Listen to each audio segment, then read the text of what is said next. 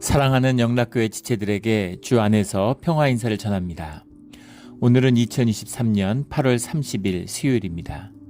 오늘의 묵상 본문은 민수기 9장 1절로 23절까지의 말씀입니다.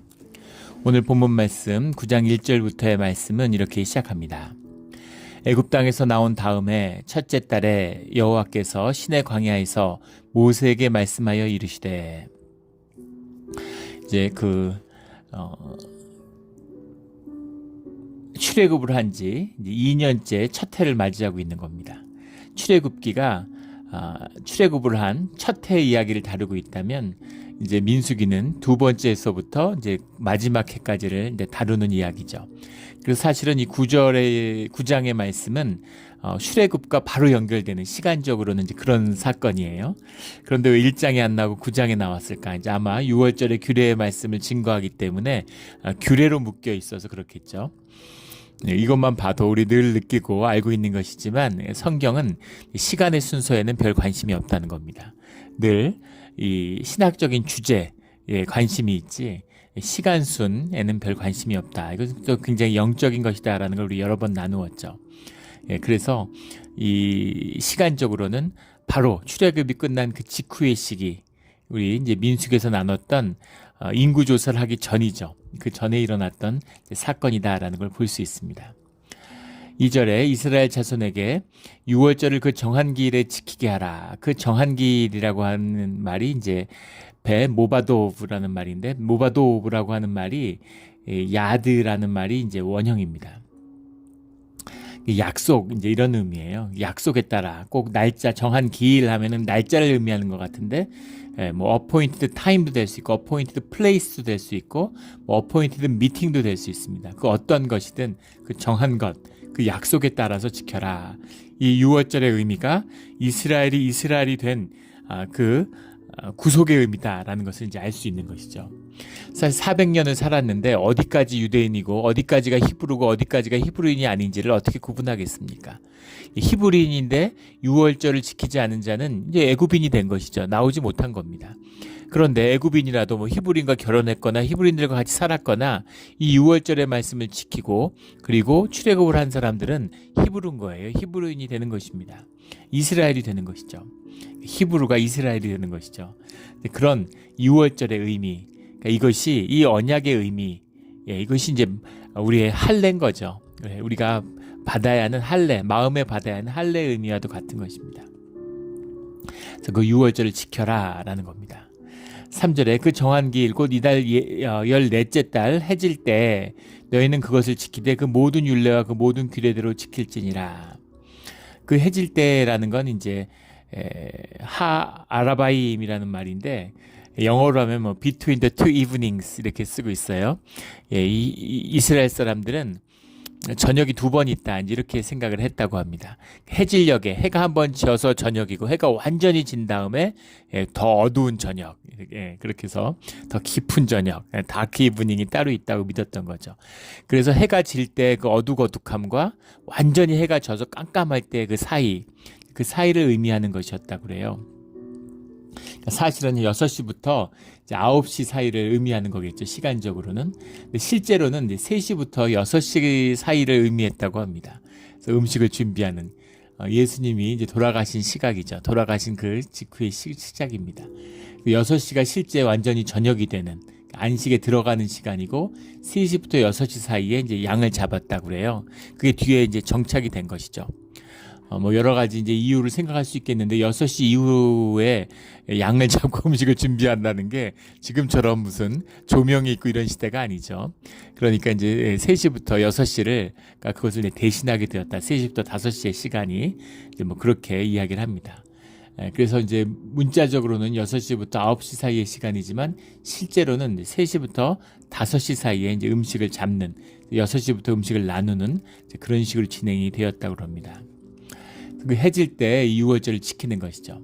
5절에 보면 여호와께서 모세에게 명령하신 걸 다 따라 행하였더라.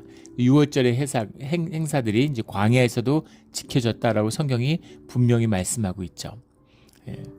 물론 그렇게 볼 수 있습니다. 이것이 정말 말씀대로 율례대로 지켜졌을까? 예, 그 문지방에 피를 발랐을까? 문지방이 없는데 어떻게 피를 바르겠습니까? 못하는 건 못하는 것이죠. 그것은 이제 정착된 다음에 했겠지만, 하지만 지킬 수 있는 모든 것을 다 지켰다는 것입니다. 6절에 그때 사람이 시체로 말미암아 부정하게 되어서 유월절을 지킬 수 없는 사람들이 있었는데 그들이 그날에 모세와 아론 앞에 이르러 아직 그 민수기 9장에 나오는 또 레위기 7장에 나오는 이제 그런 율례화된 율법화된 주님의 말씀이 임하기 전의 사건이라는 걸 볼 수 있죠. 그런데 부정함, 죄를 가지고 주님과 함께 할 수 없다는 것은 알고 있죠. 그래서 죄의 시체를 만졌는데 우리가 유월절을 어떻게 지킬 수 있습니까? 라고 와서 물어보는 겁니다. 근데 그걸 어떻게 해야 되는지, 부정한 사람들은 유월절을 지켜야 되는지 지키지 말아야 되는지, 어떻게 지켜야 되는지 그것에 대해서 알 수 없는 것이에요. 근데 그것에 대한 오늘의 아주 중요한 말씀이죠. 8절에 모세가 그들에게 이르되 기다리라. 여호와께서 너희에게 대하여 어떻게 명령하시는지 내가 들으리라. 이렇게 말씀하고 있죠. 기다리라, 들으리라 라는 겁니다. 주님의 뜻이 무엇인지 모를 때는 어떻게 해야 될까요? 기다려야 되는 것입니다. 주님의 뜻 기다려야 돼요. 끝까지 기다려야 됩니다. 주님의 뜻과 주님의 말씀이 임할 때 움직이는 거예요. 중요한 신앙의 훈련이고 또 우리의 믿음의 자세입니다. 그래서 먼저 움직이면 안 되죠. 예측하거나 또는 추측하거나 나름대로 이유를 대서 움직이면 안 돼요. 주님의 말씀이 임하는 그때가 최선의 때고 그 선택이 최선의 선택이 되는 겁니다. 기다려야 되는 것이죠. 기다리라. 여호와께서 너에게 대하여 어떻게 명령하시는지 모세가 바른 신앙의 모습을 말씀하고 있는 거죠. 기다려야 되는 것입니다. 기다림이라는 건 힘들죠. 기다림은 어떻게 가능할 수 있겠어요? 기다리는 게 얼마나 힘듭니까? 사람이 가장 두려워하는 것이 이제 모르는 것이라는 거죠. 불확실성. 불확실성. 인지과학을 연구하는 학자들에 의하면 뇌의 가장 중요한 특징, 인간이 인간 되면 가장 중요한 특징이 이제 시뮬레이션이라고 하죠. 예측하는 것. 이 두뇌의 가장 중요한 역할이라는 거예요. 그래서 예측하는 것이죠. 예측하고 어떤 일이 일어날지를 시뮬레이션 하는 거예요. 그러니까 생각이 끊이질 않죠. 이렇게 될까, 저렇게 될까, 저걸까, 이걸까, 이러고 끊임없이 상상하는 거죠. 뭐 조그만 일이 있으면 또 이렇게 되면 어떡하지? 이게 이렇게 되면 어떡하지? 발톱이 무슨 운동하다 빠졌는데 등산하고 하는데 발톱이 빠졌는데 파상풍 걸리면 어떡하지? 감염되면 어떡하지? 등산을 못하게 되면 어떡하지? 뭐 온갖 생각들, 상황들이 일어나는 것이죠. 이게 인간의 특성인데 그런 모든 특성의 가능성, 생각을 접고 주님의 말씀을 기다리라는 겁니다. 쉽지 않겠죠. 인간이 제일 하기 힘들어하는 거예요.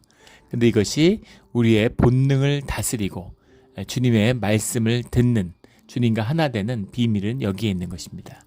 기다려야 되는 것이죠. 믿음을 가지고 주님에 대한 신뢰를 가지고 주님의 말씀에 대한 전적인 순종하는 마음을 가지고 기다리는 것입니다. 주님이 분명히 말씀하세요. 주님의 뜻이 있습니다. 기다려야 되는 거죠. 우리 믿음으로 늘 주님의 말씀을 기다리고 또 결국은 그 말씀을 듣는 우리 모두가 되기를 주의 이름으로 축원합니다. 중요한 말씀, 오늘 기다리라, 기다리라 이렇게 말씀하시는 거죠. 기다려야 되는 겁니다. 그걸 기다리는데 여호와께서 주님 모세에게 말씀하여 이르시는 거죠. 10절에 가면 먼 여행 중에 있거나 시체로 말미암아 부정하게 되든지 할지라도 다 여호와 앞에 마땅히 유월절을 지켜야 된다. 유월절에 예외가 없다. 이런 말씀입니다. 유월절을 지켜야 되는데 둘째 달 14째 날, 한 달이 지나서 다시 14째 날을 정해서 이걸 뭐 제2의 유월절이다, 뭐 소유월절이다, 뭐 이렇게도 이야기하는데 그렇게 유월절을 한 번 더 정해서 꼭 그것을 지키게 해라 이렇게 말씀하고 계십니다. 근데 유월절이라는 것은 이제 출애굽을 한 날을 기념하는 것인데 한 달 미룬다는 게 이게 말이 되느냐? 근데 중요한 것은 마음이지 인간의 날짜가 중요한 것이 아니죠. 이것만 보더라도 우리 유월절의 정신, 주님을 구속하는 그 마음이라는 것은 늘 중요한 것은 우리 마음의 중심이에요. 절대나 형식이나 우리의 그런 어떤 그 껍데기가 될 수 없다는 것입니다. 우리 옷과 몸의 얘기를 나누었죠. 몸이 옷과 함께 할 때 옷이 귀한 것이지 옷만 있으면 무슨 의미가 있어요. 모든 종교의 형식이라는 건 하나님의 임재가 우리 마음 가운데 함께 있을 때, 머무실 때 그것이 귀하고 의미가 있는 것입니다. 주님의 임재가 사라져버리면 세상에서 제일 더러운 게 종교죠. 제일 썩은 것, 제일 악한 것이 종교의 거칠입니다. 옷입니다.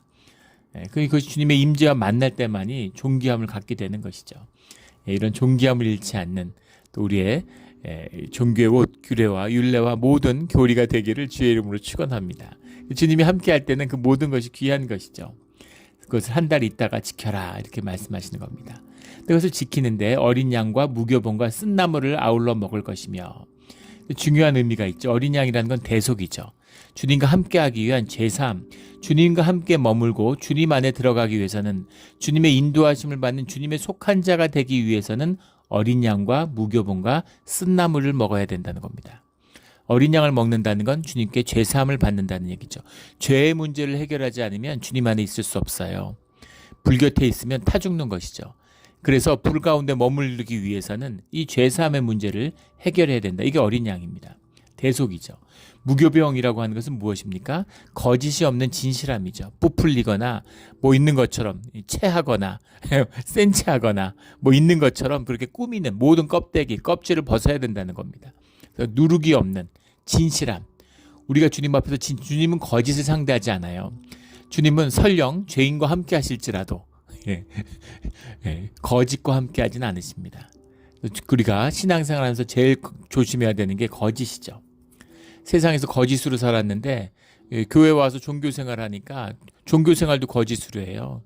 그래서 막 믿음 좋은 것처럼 뭐 막 거듭난 것처럼 막 세상에 무슨 믿음의 영웅들이 교회에 넘쳐납니다. 기독교가 쇠락하고 교회가 썩어지는데 믿음의 영웅이 넘쳐나요. 다들 저는 그런 분을 뵀습니다. 교회 중직자인데 새벽 기도를 못해요.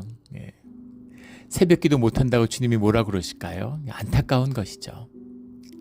안타까운 것입니다. 그런데 뭐라고 말씀하시냐면 젊었을 때는 기도를 열심히 하셨다는 거예요. 진짜 기도의 용사였다고 이렇게 얘기하시는 거예요.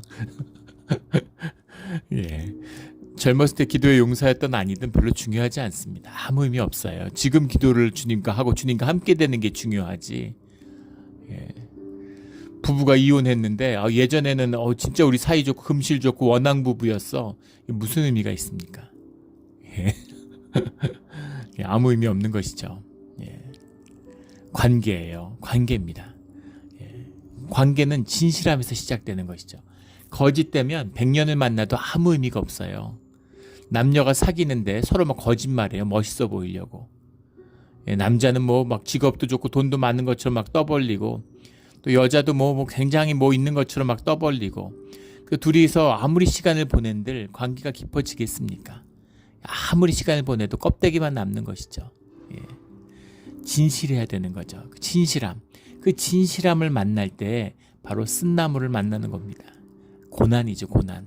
아픔이에요. 인생이 고난이고 광야의 길입니다. 그것을 주님과 함께 걸어가면서 천국으로, 기쁨으로, 감사로 바꾸어 가는 것이 주님과 함께하는 비밀이죠. 자녀들이 세상에서 고생하고 상처받고 아프기를 바라는 부모가 어디 있겠어요. 그 아픔과 고난 가운데는 비밀이 있다는 겁니다. 학교 가서 애가 공부하느라고 힘들어요. 아침에 무거운 가방 메고 학교 가서 하루 종일 공부하고 힘들죠. 놀면 좋잖아요. 학교 안 다니면 좋잖아요. 하지만 부모가 학교를 보내죠. 학교에 가서 어렵고 힘들지만 지적인 훈련을 하고 상상력을 키우고 논리적인 사고를 추론하고 이것이 인생에서 얼마나 귀하고 공부할 때가 있고 도움이 되는지 그걸 알기 때문이죠. 아이들한테 공부 열심히 하라고 얘기합니다. 뼈저리게 느끼죠. 제가 중고등학교 때 읽었던 책들을 지금도 기억을 해요. 구절들이 기억을 합니다. 설교할 때 예화로도 쓰고. 그런데 지난주에 읽었던 책이 기억이 전혀 안 납니다. 어떨 땐 책을 읽었다는 것도 까먹을 때가 있어요. 기가 막히죠. 믿어지지가 않습니다. 공부할 때가 있다. 공부할 때가 있고 열심히 공부하라고 한 그 부모님의 말씀이 정말 뼈에 사무치죠. 공부할 때가 있는 것이죠. 그래서 열심히 공부해야 되는 겁니다. 광야할 때가 있어요. 신앙의 고난과 어려움을 겪어야 할 때가 있습니다. 그래야 믿음이 자라나는 거죠. 신앙의 머슬이 자라나는 거예요. 그래서 요즘에는 이게 우리가 사고의 지배를 받고 그 틀을 못 깨니까 막 좋은 생각하고 좋은 말하고 그러면 의로운 마음이 들잖아요. 의인된 것 같죠. 남 계속 정죄하고 상처 주고 자기 높이려고 그러고 그런 이제 종교의 짓을 하는 거죠. 그 에고를 막 이렇게 북돋아 주는 게 종교잖아요. 예. 힘 있는 사람들, 성공한 사람들한테 의의 옷을 입혀주는 이 세상의 썩은 종교의 짓이죠. 예. 신앙의 생활, 공동체 교회라는 것은 이 쓴나물을 같이 먹는 것입니다. 아픔, 깊은 삶의 아픔이 나눠져야 그 진실의 무교병을 먹어야 그래야 어린 양의 대속을 만날 수 있는 것이죠. 우리 어린 양과 무교병과 쓴나물을 먹는 이 6월절의 의미를 새기며 진실하게 고난 가운데 주님과 함께하는 우리 신앙의 길이 되기를 주의 이름으로 축원합니다. 12절에 아침까지 그것을 조금도 남겨둘지 말며 그 뼈를 하나도 꺾지 말아서, 그 뼈를 하나도 꺾지 않는다는 것은 온전함을 의미하는 거죠. 온전한 헌신을 의미하는 겁니다. 주님 안에서 일부만 다 담가야 돼요. 그 은혜의 강물에 그냥 풍덩 뛰어들어야 되는 겁니다. 그래서 발만 담그고 반신욕하고 이러면 안 돼요. 다 들어가야 된다. 이런 의미가 있는 거죠. 아침까지 그것을 조금도 남겨둘지 말며 라는 건 두 가지 의미가 있죠. 하나는 나누라는 겁니다. 남기지 말라는 거예요. 우리 그 레위기에 제사를 나누면서 속죄제 제물을 다음날 두지 마라, 이제 그런 말씀을 나누었죠. 화목제물도 마찬가지죠. 나누어 먹으라는 겁니다. 두 번째는 그것이 세상의 바닥에 굴러다니고 개가 무슨 물고 다니고 이러면 안 되는 것이죠. 더럽히지 말라는 겁니다. 그 화목과 나눔, 그 주님과 함께하는 삶의 존귀함과 구별됨을 의미하는 거죠. 그걸 가져다가 세상에 썩고 이러면 안 된다는 거죠. 그것을 의미하는 거예요. 아침까지 그것을 조금도 남겨두지 말며 그 뼈를 하나도 꺾지 말아서 그 화목과 그 존귀함을 결코 놓치지 말아라, 이런 거죠. 13절에 그러나 사람이 정결하기도 하고 여행 중에 있지 아니하면서 유월절을 지키지 아니하는 자, 여행 중에 있다가 마땅히 유월절을 지키지 못하는 자의 기준은 뒤에 이제 율법에는 정해져 있죠. 정월 아비벌이죠. 6월절에 14일을 기준으로 해서 14일에 해가 뜰 때를 기준으로 해서 24km, 15마일을 거리에 떨어져 있는 사람이면 그 사람이 여행 중에 있다라고 보는 겁니다. 그래서 하루에 이동할 수 있는 거리죠. 우리 군대에서 행군할 때 보통 한 20km 행군하잖아요.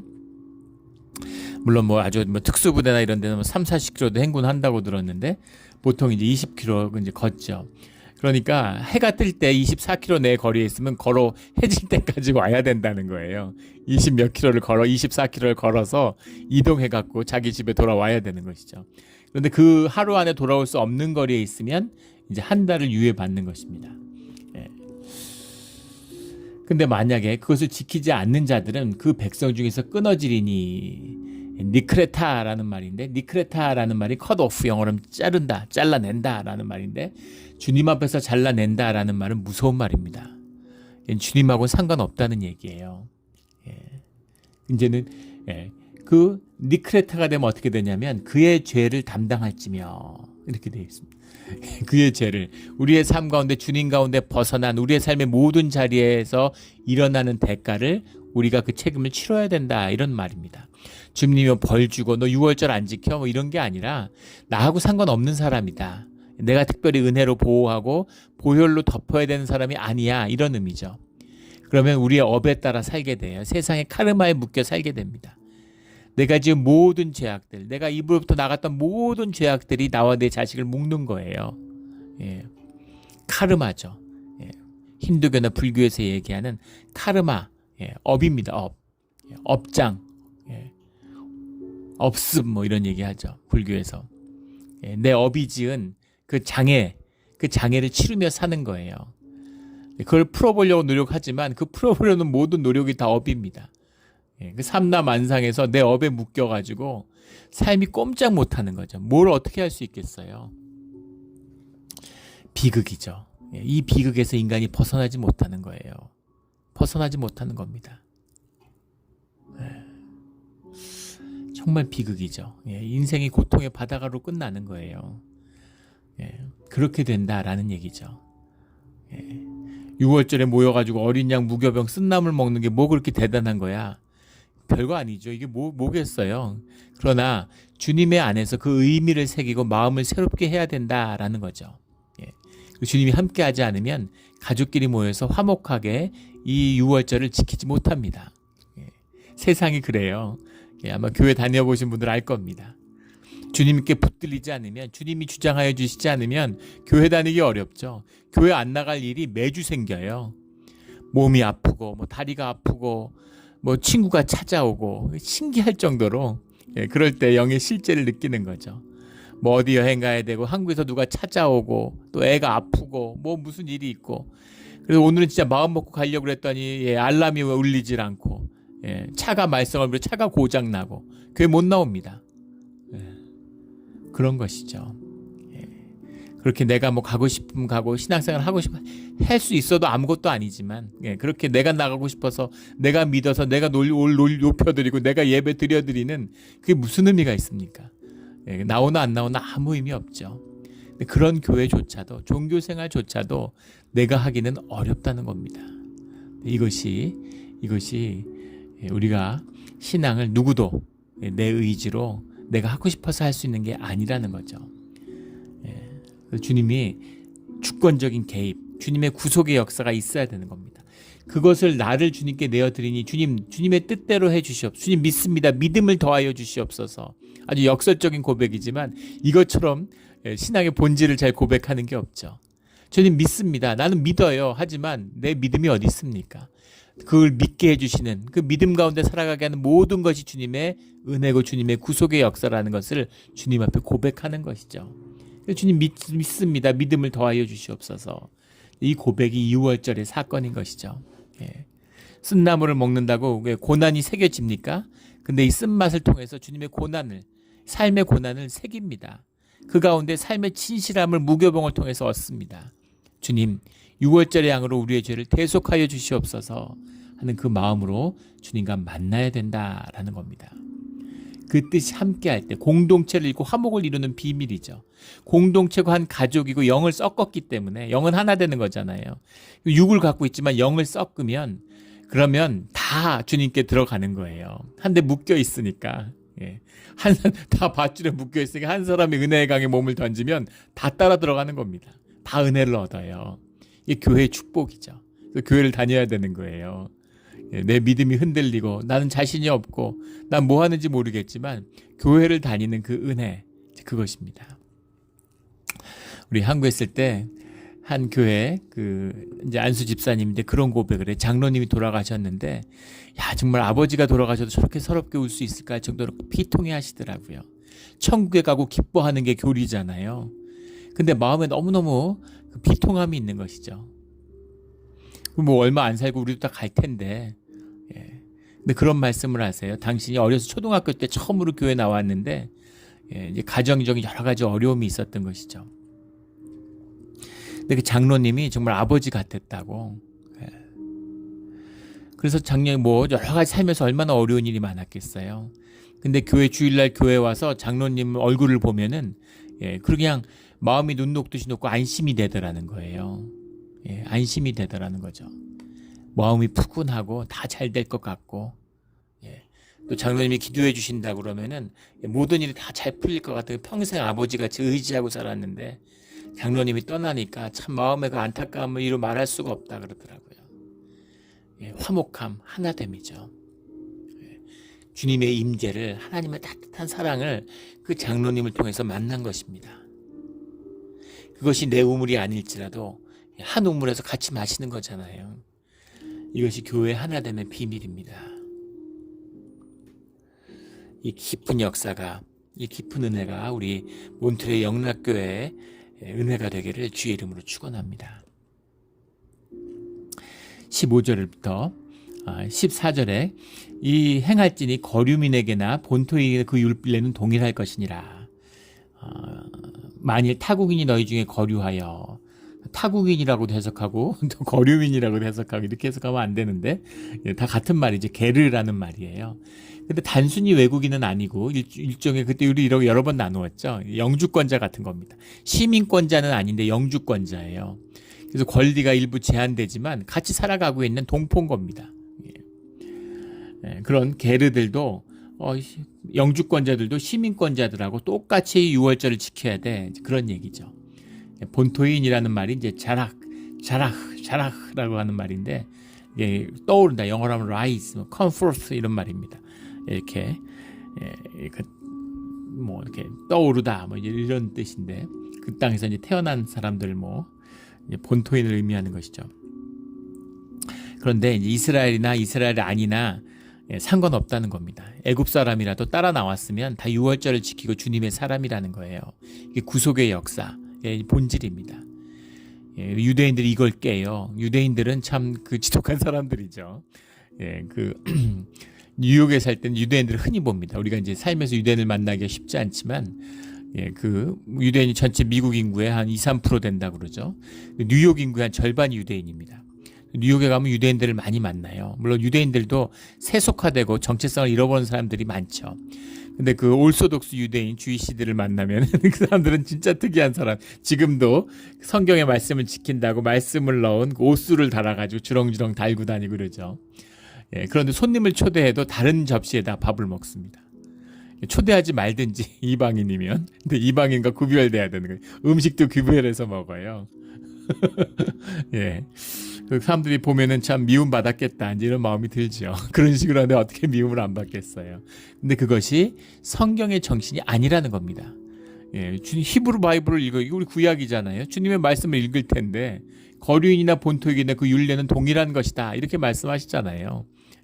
그 율법을 지키고 마음의 할례를 받아서 다 이스라엘이 돼야 된다 이런 얘기인데 이스라엘이 되는 것이 아니라 히브리가 되려는 거죠. 애굽의 노예가 되려는 것입니다. 이것은 이제 잘못된 것이죠. 주님의 말씀의 뜻, 오늘 귀한 말씀이 굉장히 많이 나옵니다. 우리 주님의 뜻을 받아서 우리 접붙여진 우리 새 예루살렘, 우리 새 이스라엘이 우리죠. 그 믿음의 뜻을 살려가는 우리 모두가 되기를 주의 이름으로 축원합니다. 15절에 성막을 세운 날에 구름이 성막 증거의 성막을 덮었고 저녁이 되면 성막 위에 불 모양 같은 것이 나타나서 아침까지 이르렀을 때 우리가 너무나 잘 아는 본문의 말씀이죠. 출애굽기 40장에도 나오는 말씀. 구름과 불이 아침과 저녁으로 낮과 저녁으로 이 이스라엘의 회중을 인도했다라는 겁니다. 앞에 양을 잡았다고 그러는데 이 양을 진짜 잡았을까에 대해서 회의하는 역사학자들이 많아요.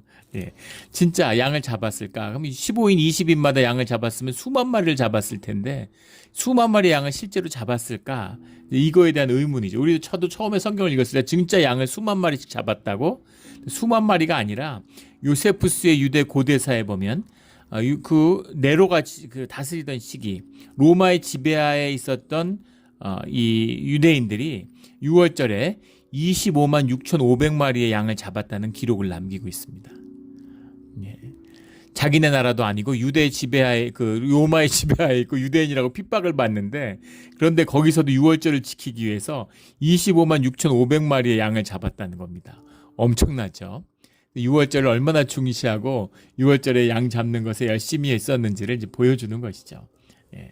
6월절을 이제 지켜야 되는 것입니다. 유대인이라면 6월절 날 예루살렘을 찾아야 되는 것이죠. 그래서 구름과 불 모양으로 이제 인도함을 받고 있는데 18절에 보면 이스라엘 자손이 여호와의 명령을 따라 행진하였고 여호와의 명령을 따라 진을 쳤으며 구름의 성막 위에 머무는 동안에는 그들의 진영에 머물렀고 구름이 움직이면 가고 구름이 쓰면 멈추는 겁니다. 그래서 어떨 때는 1년씩 가만히 있고 어떨 때는 한 달, 어떨 때는 하루에 움직이는 거죠. 21절에 보면 혹시 구름이 저녁부터 아침까지 있다가 아침에 그 구름이 떠오를 때에는 그들이 행진하였고 심지어는 저녁에 멈췄는데 아침에 움직였다는 거예요. 하룻밤 자고 또 움직였다는 겁니다. 상상이 되십니까? 짐을 지고 움직이는데 우리가 지금 무슨 뭐 배낭 메고 움직이는 게 아니잖아요. 성막을 다 말아서 그거를 다 끌고 소와 가축과 아이들과 그게 움직이고 있어요. 이게 한번 자리를 잡고 진을 펴는데 엄청난 시간이 걸린다는 걸 알 수 있겠죠. 어마어마한 것입니다. 그런데 그 군대 훈련소에 있을 때 2박 3일 행군을 하고 왔는데 야외 종합훈련이라는 걸 하고 왔습니다. 돌아온 날인데 그 짐을 푸는 게 짐을 밤 세워도 못 풀 것 같아요. 밤 세워도 제가 보기엔 2박 3일 짐 풀어야 될 것 같은 그런 상태였습니다. 그런데 그 짐을 불과 몇 시간, 한 2시간 만에 다 푸는 것을 보고 야 인간은 정말 못할 게 없구나. 군기와 훈련이라는 게 사람들이 두려움이라는 게 이렇게 무섭구나. 뭐 자세한 얘기를 할 수는 없지만 사람들이 공포로 비롯된 거죠. 한 마음이 되니까 두려움으로 한 마음이 되니까 못할 것이 없구나 하는 걸 봤습니다. 그래서 그걸 진짜 2시간 만에 원 상태대로 다 푸는 걸 보고 아주 경이로웠던 그런 체험이 있는데, 그걸 푸는 게 보통 일이 아니겠죠. 보통 일이 아닐 겁니다. 그래서 밤에 다 풀었는데 하루 잤는데 아침에 움직인다고? 해도 너무한 거 아니야? 근데 광야예요. 아무것도 없어요. 하루 가나 이틀길 가나 일주일 가나 머무나 무슨 차이가 있습니까? 40일이면 돌파할 길을 40년을 돌고 있는 겁니다. 그러니까 하루 길을 1년씩 가는데 하루 더 자면 어떻고 덜 자면 어때요? 그런데 이 길을 훈련하는 것이죠. 이게 순종의 훈련이에요. 눈에 보이는, 현상에 보이는 더 가나 덜 가나 이게 무슨 의미가 있을까? 머리로는 점점 더 복잡하고 힘들어지겠죠. 그런데 그게 아니라 주님의 말씀, 주님의 뜻에 따라 순종하는 훈련을 하는 거죠. 주님의 임재가 머물 때 성막을 세우고, 주님의 임재가, 여기서 또 하나 중요한 주제가 나오는데, 성막을 세웠기 때문에 구름과 불의 임재가 나타나는 것입니다. 주님이 우리와 함께 하시죠. 성막을 세우지 않을 땐 주님이 함께 하지 않으셨나요? 애굽에서부터 함께 하셨죠. 그런데 왜 사람들이 가시적으로 이제 구름과 불을 통해서 주님의 임재를 보게 되었는가, 현상 가운데서 주님의 임재를 경험하게 되었는가라는 겁니다. 주님은 영이신데 주님이 결국 우리와 함께 하시고 우리에게 나타나신다는 게 무슨 의미예요? 내가 주님을 보았다, 주님의 음성을 들었다, 주님이 나와 함께 하시는 걸 내가 안다. 이게 다 뭡니까? 우리의 현상과 우리의 경험 안에 주님의 임재를 통해서 주님의 존재가 제한되었다라는 뜻이죠. 이게 현상과 우리의 종교의 의미예요. 그래서 그런 분들 있죠. 교회 건물은 필요 없어, 교회 건물을 하면 안 돼, 이런 분들이 있습니다. 맞죠? 주님이 교회에 머무시거나 주님이 무소부지하신 분인데 뭐 그 교회에 계시겠어요? 십자가 필요 없어, 십자가도 우상이야. 맞습니다. 주님이 우상을 통해서가 아니라 임재를 통해서 우리 마음 가운데 함께 하시는데 십자가를 왜 걸어요? 그러나 그것은 이상적인 얘기죠. 교리적인 얘기입니다. 십자가를 통해서 우리의 마음을 표상하잖아요. 십자가, 하나님은 십자가를 보면서 우리가 묵상하잖아요. 물론 가톨릭처럼 그게 너무 과도해서 막 천사 숭배가 나타나고, 이번에도 멕시코에 가서 그 중심부에 있는 그 성당을 갔는데, 정말 세상 금은 성당에 다 모아놓은 것 같아요. 그리고 어떻게 그렇게 성당을 꾸몄는지, 사람들은 막 길에서 막 굶어 죽는데 그렇게 성당을 짓는다는 게, 또 막 인디아는 학살하면서 그런 성당을 짓는다는 게 우스꽝스럽잖아요. 그건 거짓 종교이죠. 그런 건 아니더라도 또 그렇다고 해서 극단으로 흘러서 다 필요 없어, 종교는 모두 다 거짓이야, 몸이 진실인데, 근데 뻘거벗고 사나요? 세상에서 옷을 입어야죠. 우리가 육신을 입고 있는 동안은 우리의 현상이 우리 삶의 진실의 일부라는 겁니다. 중요한 거예요. 우리 속죄제 똥을 왜 태우는지 진영 밖에서 그 의미를 지난주에 나눴죠. 깊은 뜻이 들어있는 겁니다. 그래서 주님의 임재가 우리 현상 가운데 나타나는 그것이 소중한 거라는 거예요. 교회를 정성으로 모아서, 우리 교회 건축할 때 뭐 장로님들, 또 그때 계셨던 목사님 말씀 들어보면 뭐 타일도 직접 깔고 뭐 그 나무도 깎아서 십자가도 세우고, 그 정성, 그 마음, 그것을 통해서 주님의 임재를 직접 우리의 삶의 경험으로 만나는 것입니다. 그래서 교회의 건물은 소중한 것이에요. 교회의 십자가는 소중한 것입니다. 우리의 신앙이 자라나서 정말 교회 건물이 필요 없고 십자가가 필요 없는 날이 오겠죠. 그런 신앙을 이룰 수 있다면 그건 정말 아름답고 귀한 것입니다. 근데 그것은 진짜여야지 흉내내면 안 돼요. 그 흉내내고 거짓이고, 퀘이커 교도들 찬양 필요 없어, 그런 즐거움 같은 걸로 주님을 만나려고 하면 안 돼. 찬양을 거부하죠. 교회 건물 거부하고 십자가 거부합니다. 그 귀하지 않다는 게 아니에요. 귀한 마음이 있었죠. 불타올랐습니다. 근데 어디 갔나요? 다 사라지고 찾아보기도 힘들잖아요. 왜 무릎 꿇고 기도해? 누워서 기도하면 안 돼? 누워서 기도해도 되죠. 무릎 꿇거나 눕거나 물구나물 서거나 무슨 차이가 있습니까? 그런데 누워서 기도해 보세요. 어느 날인가 기도가 끊어질 겁니다. 그게 우리 육신의 진실이에요. 이 쓴나물의 비밀을 잊어서는 안 되는 것이죠. 그런 것처럼 그렇게 주님의 말씀을 받아서 회막에 주님의 불과 이것이 나타나서 우리를 훈련시키는 겁니다. 불과 구름으로 나타나지 않아도 보이지 않는 영과 주님이 주시는 말씀을 통해서 주님의 음성을 들어야 되겠죠. 그러나 이제 시작이잖아요. 예. 진실해야 되는 거예요. 흉내내면 안 돼요. 걷지도 못하면서 기지도 못하면서 막 뛰고 날아다니려고 그러면 되겠습니까? 이게 이원화되고 종교의 거짓교리에 빠지니까 기독교의 그런 거짓이 난무하죠. 기본도 안 되는 주일 성수도 못하고 기본적인 뭐 새벽 기도도 못하는데 무슨 믿음의 영웅인 것처럼 뭐 제자 훈련 받아서 무슨 머리만 커져서 콘솔이 꽝꽝 치고 뭐 교리를 잘 아는 것처럼 뭐 그런 거 가지고 무슨 고담 주는 신학적인 무슨 담론을 나누려고 그러고 종교의 썩은 모습입니다. 바리새인들의 모습이죠. 진실함. 모자라면 어때요? 못 걸으면 어떻습니까? 진짜 생명이면 언젠간 걷고 뛸 텐데. 난 왜 7살인데, 난 언제 17살, 난 언제 27살 되나. 때가 되면 다 되게 돼 있죠. 그래서 그 순간에 그때 진실함이 있어야 되는데, 이 신앙의 처음 노예당한 400년 노예 생활을 씻고 이제 마치 노예가 주인한테 훈련받은 것처럼 주님이 주인이 돼서 훈련받는, 언젠가는 스스로 주인 노릇하는 장성한 분량으로 자라나겠죠. 그때를 위해서 훈련받는 이 시간을 갖는 거예요. 그리고 계속 이사를 다니면 중요한 또 비밀이 있죠. 물건의 소유에 얽매이지 않습니다. 이사해 보신 분들 알죠. 이사하면 짐의 한 반은 버려요. 이사 몇 번 하면 짐 다 없어집니다. 짐을 하면 삶에 아무것도 필요 없다는 걸 깊이 깨달죠. 이사를 자꾸 해야 됩니다. 저도 이사를 굉장히 많이 했어요. 이사 수없이 한 것 같습니다.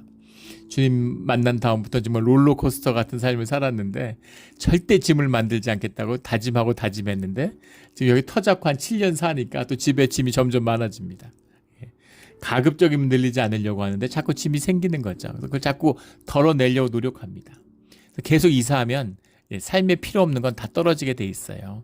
삶을 원하는 원트가 아니라 니드에 따라서 니드 베이스로 필요에 따라서 삶을 채우는 훈련이죠. 이것도 아주 중요한 경건의 훈련입니다. 주님과 함께하는 또 이 비밀도 이 안에 있죠.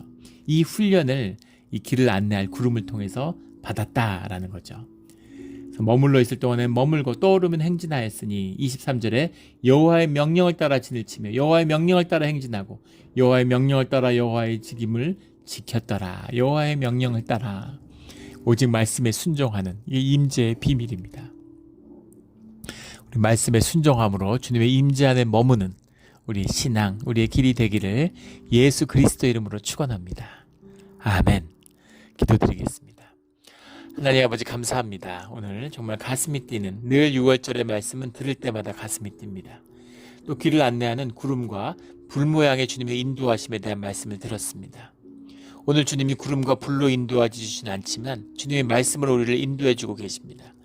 우리가 말씀에 순종하며 매일 묵상하고 우리의 영을 열고 육신을 다스리며 우리가 쓴 나물을 먹으면서 고난 가운데 진실함으로 주님의 속죄함을 통해 주님과 하나 되는 이 귀한 비밀을 6월절의 비밀을 주님의 인도하심의 비밀이 오늘 우리 삶의 진실과 중심이 되기를 소원합니다. 감사하며 예수 그리스도 이름으로 기도드렸습니다. 아멘.